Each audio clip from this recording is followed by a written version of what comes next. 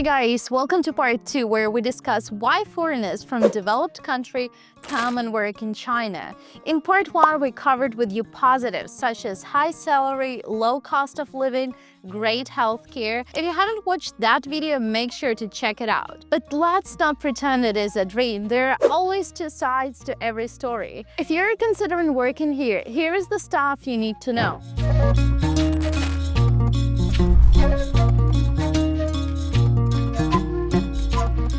Let's start with the tough reality. Hiring process in China is not always based on your degrees, qualifications, and skills. Most of the time, it is based on your passport, ethnicity, nationality, skin color, your height, and your gender. A friend of mine works in HR. She's Chinese, and she found once a perfect teacher for the position. It was a native speaker. It was a person of color with lots of degrees, lots of qualifications, PGCE, and all this stuff good teachers need to have. And the person was not hired. And you would never guess why the person was not hired. It was all because of the person's height. The girl was 1 meter 56 centimeters tall. So as a teacher, the person was perfectly qualified, but they had concerns about her appearance. What? Bro, what are you talking about, man? This issue is not limited only to teaching, it happens across industries. And another thing that I witnessed, that women also face discrimination here, especially when they reach so-called pregnancy age. A lot of recruiters may ask you directly, hey, are you going to get pregnant? Are you going to have kids?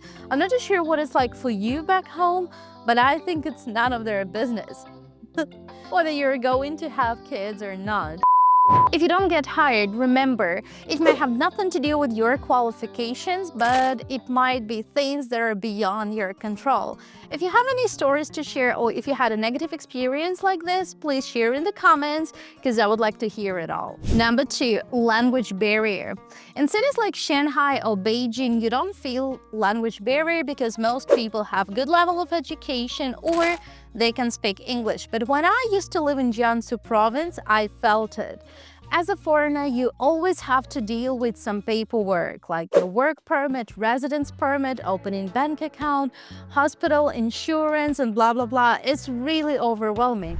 The system is complicated as well. The whole system related to paperwork is designed for Chinese ID cards. And as a foreigner, you don't have one. You only have a passport.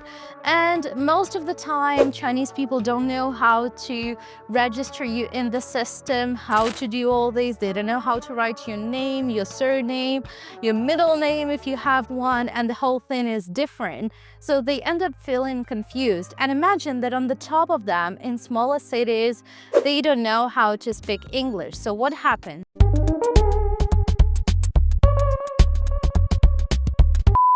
Let's imagine that you come to the bank and you want to open a bank account. You'd be sitting there for 10, 15, 20 minutes and nobody would approach you just because they're scared. They're scared that they don't know how the system works, and they're scared that they can't speak English, and they're not very confident at using this translator or AI or something else. The whole thing, instead of taking 10 minutes or 15 minutes, could end up taking 1 hour or 2 hours or even 3 hours if it's the worst case scenario. So that is a really frustrating part. Number 3, things are often arranged here at the last minute, leading to absolutely stressful deadlines. This could be tough if you're used to prioritizing advanced planning, quality, and be all about planning. I'm the person who loves planning, who loves doing everything in advance. They might ask you to organize a huge marketing event or a huge marketing campaign, but then they'll say, hey, it takes place the day after tomorrow.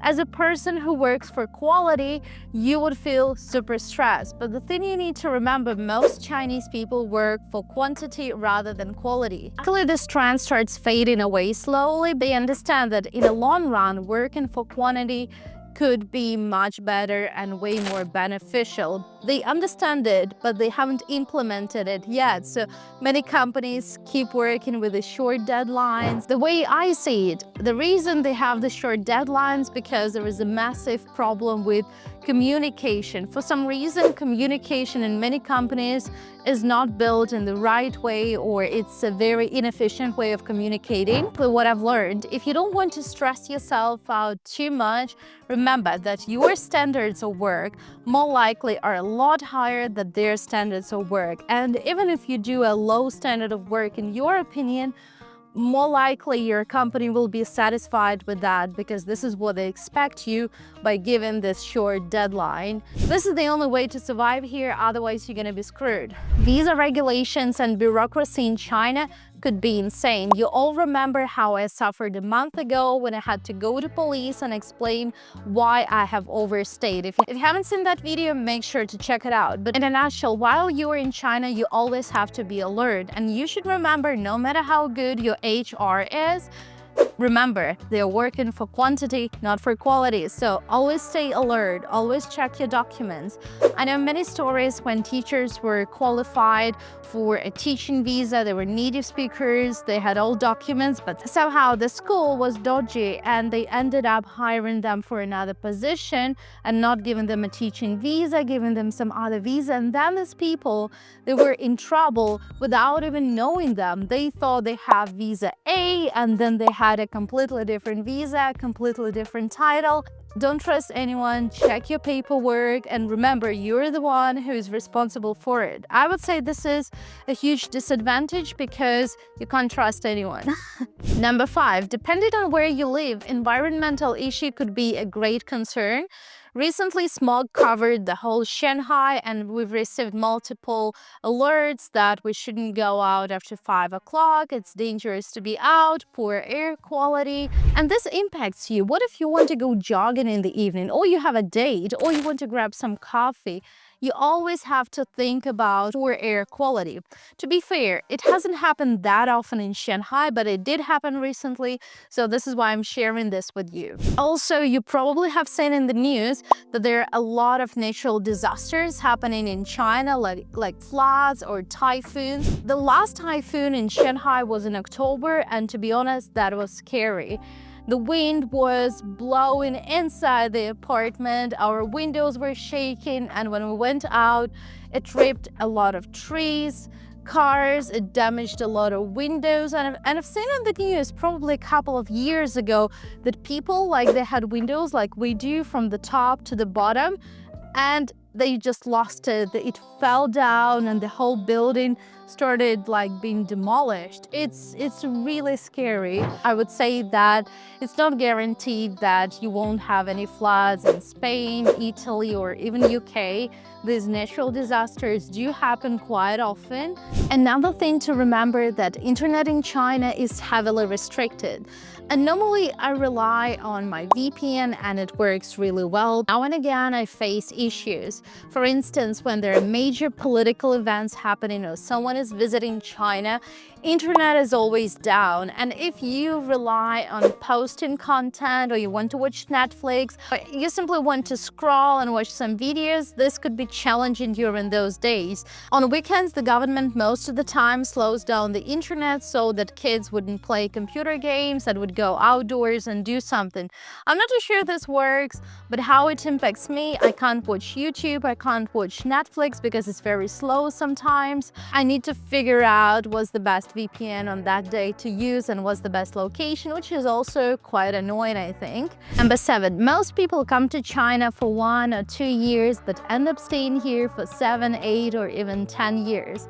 Why is that? People get used to their comfort zone. They enjoy this lifestyle with buying luxury brands, luxury goods. Some of them are buying cars, they're renting expensive apartments, and it's really hard. Why would you quit this lifestyle? However, no matter how good this lifestyle is, unexpected situation happens, and sometimes the foreigners are forced to go back home because their family is feeling poorly, or their agent did something dodgy to their visa, as I mentioned earlier, and they are forced to leave, or they're banned from working in China. And imagine what it feels like downgraded from this luxury lifestyle with lots of, I don't know, expensive phones, cars, hotels, traveling, to real world is scary, and nobody wants to go back to this real world because it's scary. So to avoid this, you need to make sure you're doing the reality check now and again, and all resources that you have, you invest in your education, in yourself, in your future, and building something sustainable. Then in this case, China would not be the place that you will never leave, and you would never be so dependent on China. So this is the way I see it. Please let me know in the comments what's your take on this. If another lockdown happens in China, it can feel a lot scarier than in any other country, and it would happen like this. All of a sudden, when you would have no time to react, no time to think and decide what you do. So what does this mean to foreigners? If a lot of foreigners were left without their salaries, and as you remember, with all this luxury lifestyle, they were unable to pay their rent. They simply did not have money because their job did not pay them, which meant that they were evicted from their apartments. And imagine being stuck in a country where you don't speak language, without money, without jobs, and without flights back home. This sounds like a nightmare, but this is the reality that happened to many foreigners. I'm not saying that all companies are going to abandon you and ignore you. A lot of companies will support you, and they'll also give you some food, they'll give you accommodation, but a lot of companies will do this, and you need to be prepared for situations like this because you're taking full responsibility for your actions while you're here, and there is nobody who would look after you and say, hey, do you need this? Do you need that? You're here all alone. I'm not sharing this to scare anyone. I'm just sharing the way I've experienced this, and I've seen other people experiencing this. This is just one of the downsides that could happen, but it doesn't mean that it will happen. Despite all these challenges, many people find working in China rewarding, interesting, and good for their career growth. What's your biggest concern about working in China? Please let me know in the comments, and please don't forget to subscribe to this channel because in my future videos I'll share with you all information I know about visa, about work, and about China itself. Personally, for me, advantages outweigh all the disadvantages, and I can cope with them. Thank you guys for watching this video, and see you in the next video. Bye!